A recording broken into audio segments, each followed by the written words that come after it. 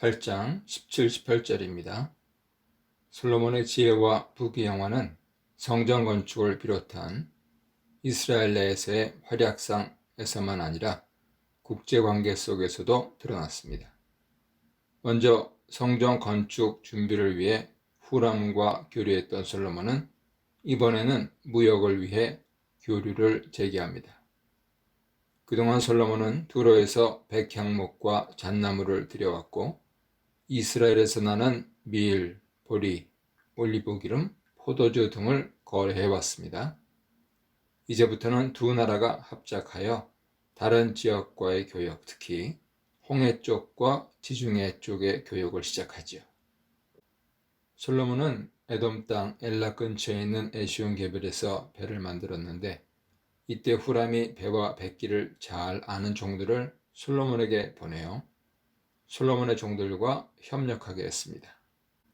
두로는 무역과 상업의 중심지로 기술 자원이 풍부했으므로 성전 공사 때는 벌목꾼들과 노장인을 보냈고 이번에는 선박 기술자들을 제공할 수 있었습니다.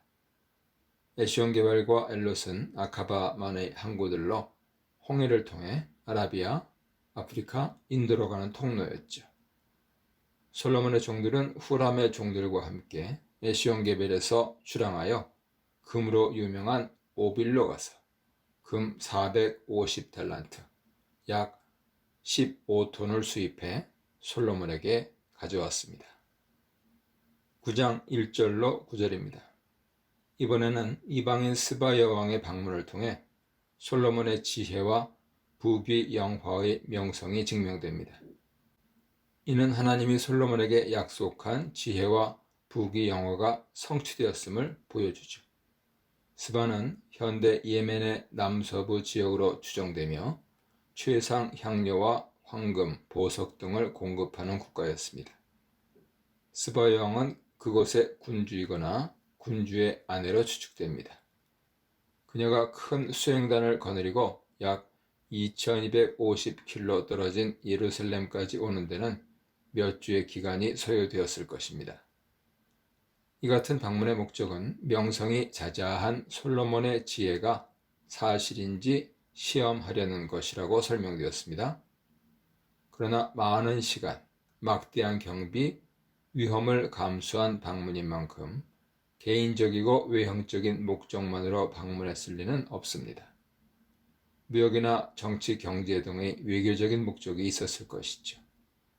당시 솔로몬은 에시온게벨을 주요 무역항으로 삼아 교역을 시작하면서 홍해 지역의 세력을 확장하려 하고 있었습니다.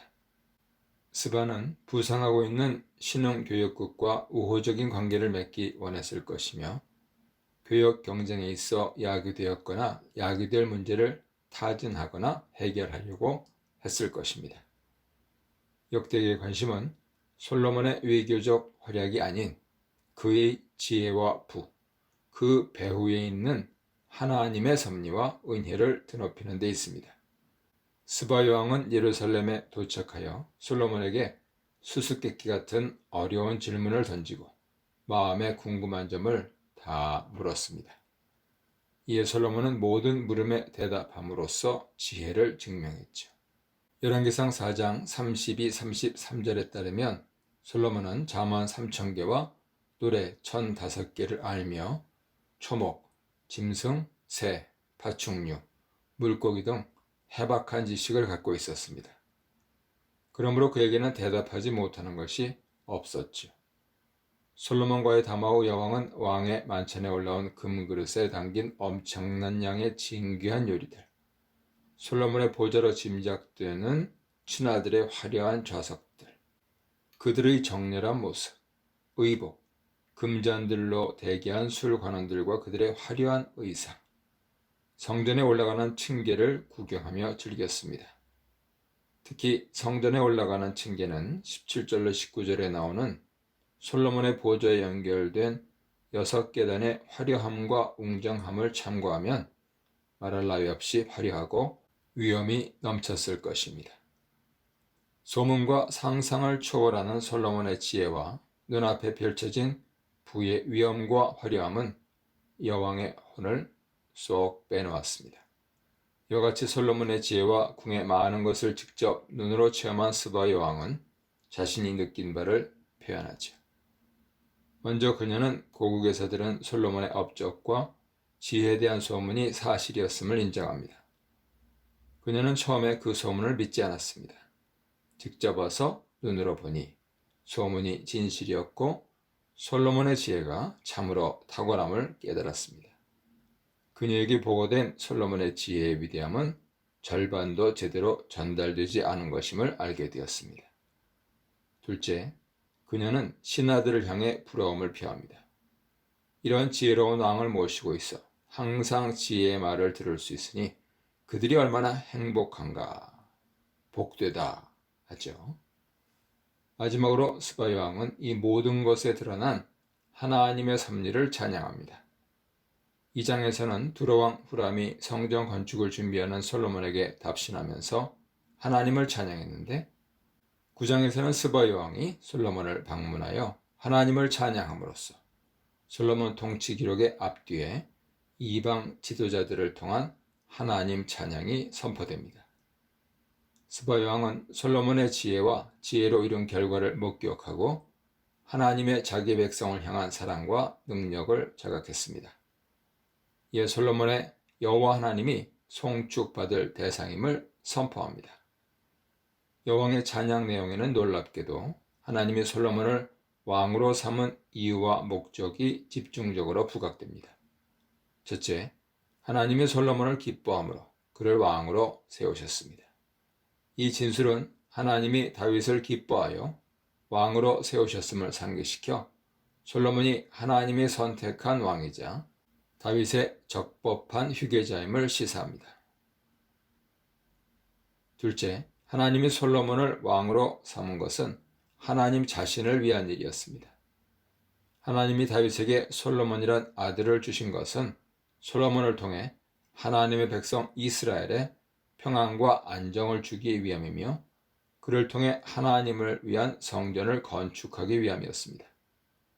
후람도 비슷하게 하나님이 솔로몬에게 지혜와 명철을 주신 것이 성전을 건축하기 위함임을 찬양했죠.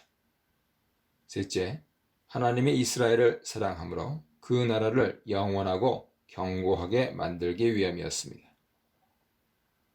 후람 또한 하나님이 솔로몬 왕을 세운 근본적인 이유는 하나님이 이스라엘을 사랑하기 때문임을 언급했습니다. 하나님은 이스라엘을 위해 다윗에게 약속한 견고한 왕권을 솔로몬에게 허락하셨고 이후 후손에게도 그 약속을 이루실 것입니다. 넷째, 솔로몬을 통해 정의와 공의를 행하게 하려고 왕으로 선택하셨습니다. 하나님이 이스라엘 왕에게 바라는 이상적인 통치가 바로 정의와 공의를 실천하는 통치죠. 솔로몬이 하나님께 지혜를 구한 것도 정의롭게 백성을 다스리기 위함이며 하나님이 그에게 지혜를 허락하신 것도 바로 이 때문입니다. 솔로몬을 왕으로 삼은 하나님의 섭리와 능력을 찬양한 스바 여왕은 낙타에 실어온 금 120달란트, 4톤가량이죠. 보석, 최상급의 진귀한 향품을 솔로몬에게 선물로 주었습니다. 10절로 12절입니다. 끝으로 솔로몬의 후람 왕과 스바 여왕과의 교류를 다시 언급하며 그의 부와 지혜를 드높입니다. 솔로몬에게는 스바 여왕에게서 받은 금과 진상품뿐 아니라 후람의 종들과 그의 종들이 오빌에 가서 가져온 금이 있었습니다. 그들은 금 외에도 진귀한 나무인 백단목, 보석 등을 실어왔고 솔로몬은 사들인 백단목으로 성전의 층대와 궁궐의 층대를 만들었습니다. 층대는 열왕기상 10장 12절에 따르면 건물에 부속된 난간이죠. 솔로몬은 또한 백단목으로 성전 찬양대가 연주할 수금과 비파를 만들었습니다. 다윗이 이전에 성전 음악에 사용할 악기를 제조한 것을 연상시키죠. 성전 층대나 성전 악기의 제조는 성전에 대한 솔로몬의 지속적인 관심과 헌신을 보여줍니다. 또 이 제작품들은 그동안 유다 땅에서 볼 수 없었던 특별한 제작품이었습니다. 하나님이 솔로몬에게 주신 지혜와 부가 드러납니다. 12절은 스바 여왕으로 돌아와 솔로몬이 여왕이 가져온 대로 답례했음을 기록했습니다. 솔로몬은 관행보다 더 많이 스바 여왕이 원하는 대로 모든 것을 선물로 주었습니다. 이와 같은 솔로몬의 후대 속에서도 그의 재력이 나타났죠.